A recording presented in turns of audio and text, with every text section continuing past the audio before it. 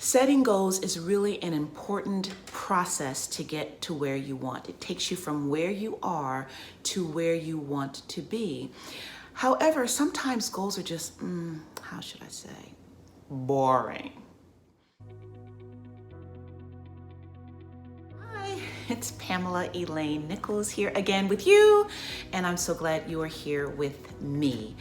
Today, this morning, is another inspirational message for you. I do these inspirational messages particularly for women who are going through a divorce or coming out of a divorce or have been divorced for a long time. I help women of divorce feel good enough to get over their ex and be happy. Yeah. This is something that I had to learn to do, and it took me some time to do it because I didn't know what I was doing. I stayed in blame for the majority of the post-divorce, and making someone the blame for your happiness or unhappiness will keep you miserable.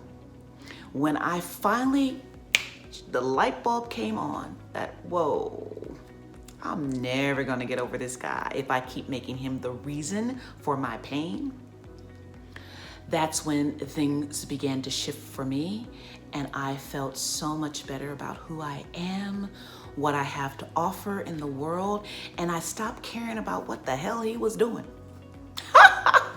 That's true freedom. So I want to offer that to you because you too can have freedom, you can have happiness, you can have joy, you can have the things that you want. So another inspirational tip for you today, I'm going to offer you a tip at the middle of this, after I explain a little bit of the concept behind today's message, which is become the goal you want to achieve.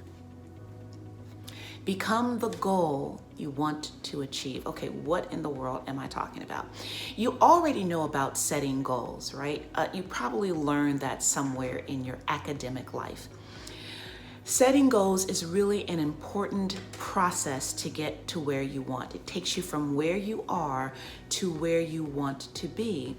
However, sometimes goals are just, how should I say, boring. And when they're boring and you don't feel it, you don't execute on it. And then you look back in your life 5 years, you're like, I've made no progress in how I feel and what my life is, what I'm doing. I feel like I've just gotten nowhere. Well, that's because the goal didn't enliven you, didn't energize you. I want to offer a way to set a goal that Tony Robbins teaches.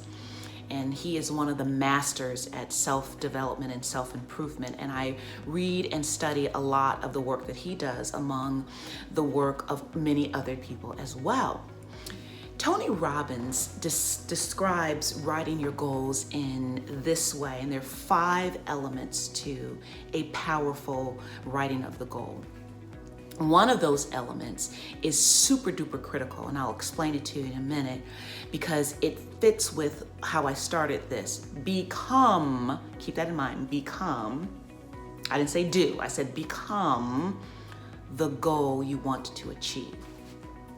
The 5 elements of a really powerful goal setting is 1, what do you want? Like, what is the goal that you wish to achieve?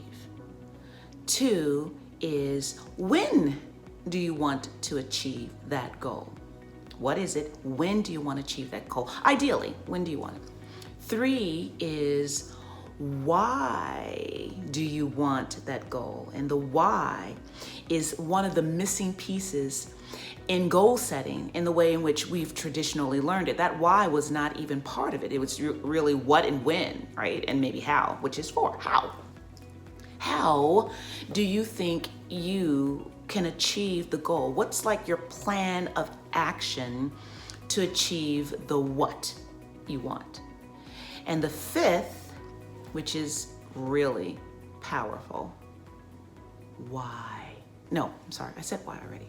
It is who you become. Who must you become, beloved, in order to achieve the goal you say you want, in order for you to achieve the what, who must you become?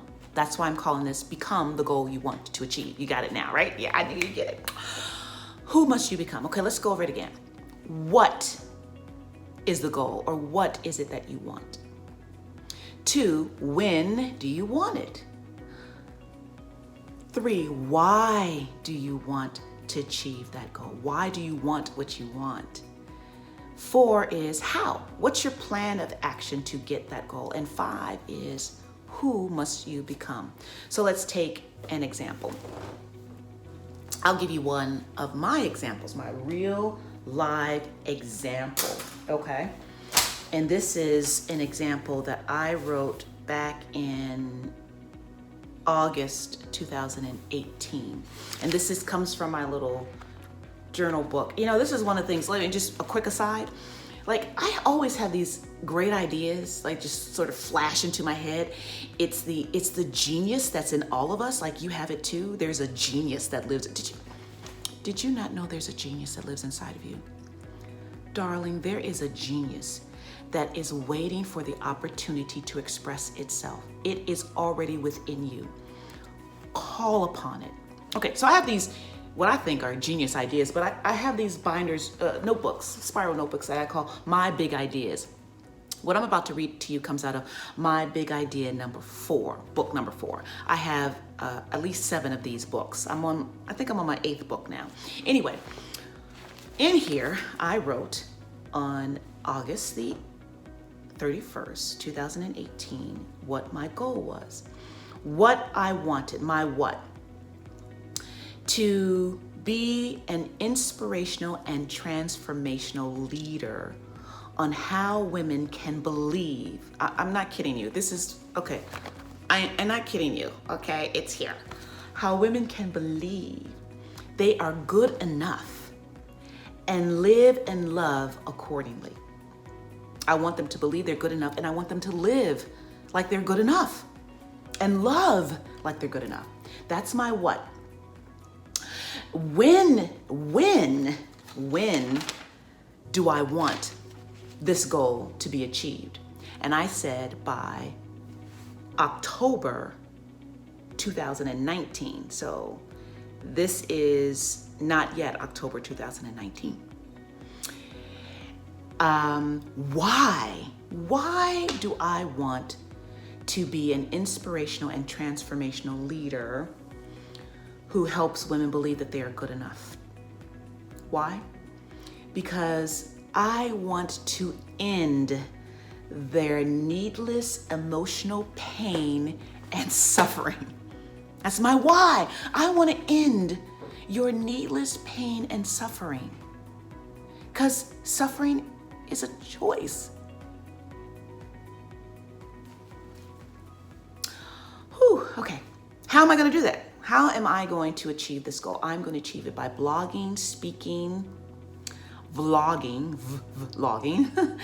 singing, performing, entertaining, and telling stories.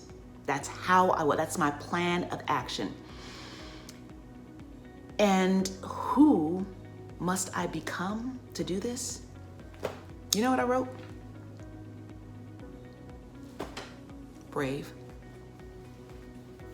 I really think the word is courageous, because I'm doing this right now with you, afraid. I'm afraid to say something wrong. I'm afraid to get the facts wrong.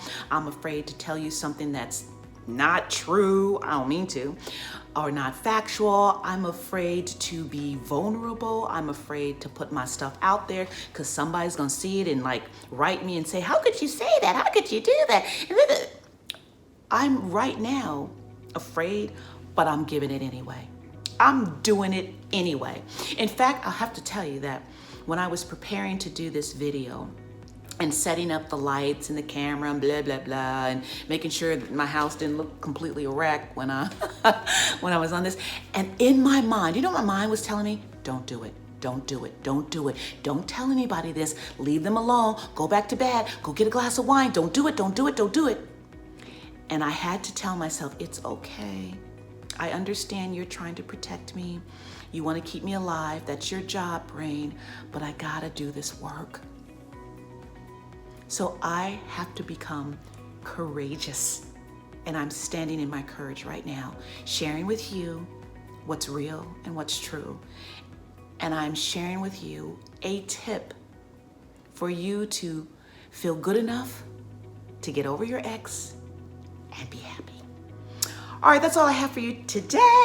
I hope that you enjoyed it. Remember to practice this tip, okay? Go back, rewind, and re-listen if you must. Practice the tip. Lean into the discomfort of change, because on the other side of it is the beauty that you want and the life that you desire. And please also remember that every single investment in your personal development, in your self-development, pays off. Go have a great day.